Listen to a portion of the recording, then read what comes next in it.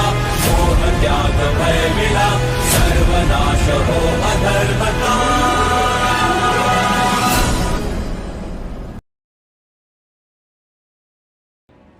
महाराज धृतराष्ट्र युद्ध भूमि का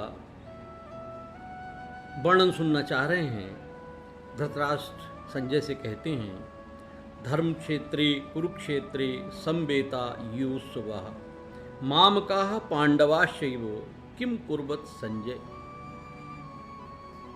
हे संजय, धर्म क्षेत्रे कुरुक्षेत्रे, जहां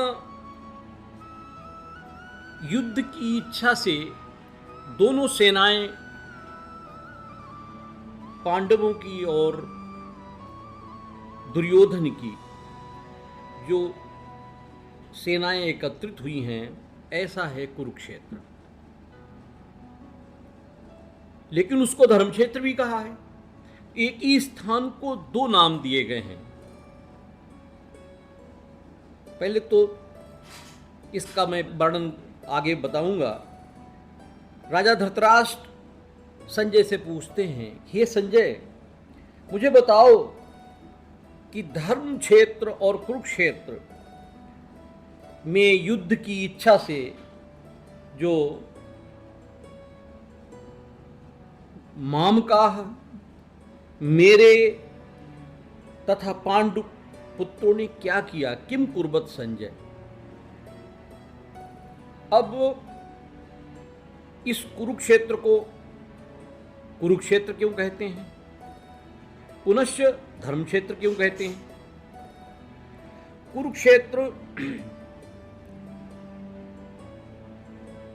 महाभारत वन पर्व के 83वें अध्याय में और शल्य पर्व के 53वें अध्याय में कुरुक्षेत्र के महात्म्य का वर्णन मिलता है।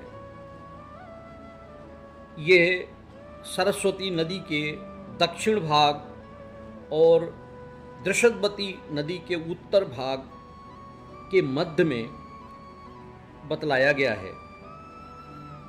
वर्तमान में इसे हम स्पष्ट करें तो अंबाला से दक्षिण और दिल्ली से उत्तर की ओर ये स्थान है। एक इसका तीसरा नाम भी है, उसे कहते हैं समंत पंचक। तो इसे कुरुक्षेत्र क्यों कहते हैं वो देखें। शतपथ ब्राह्मणादि शास्त्र में इसका वर्णन आया है कि यहाँ अग्नि, इंद्र तथा ब्रह्मा आदि देवताओं ने तप किया था और राजा कुरु ने भी यहाँ बहुत तपस्या की थी। इसका वर्णन ये भी मिलता है कि इस स्थान पर मृत्यु को प्राप्त होने वाले व्यक्ति को उत्तम गति प्राप्त होती है, इसलिए इसे पुण्य क्षेत्र या धर्म क्षेत्र कहा जाता है। और राजा कुरु ने चूंकि इसमें तपस्या की थी, इसलिए इसे कुरुक्षेत्र कहा जाता है।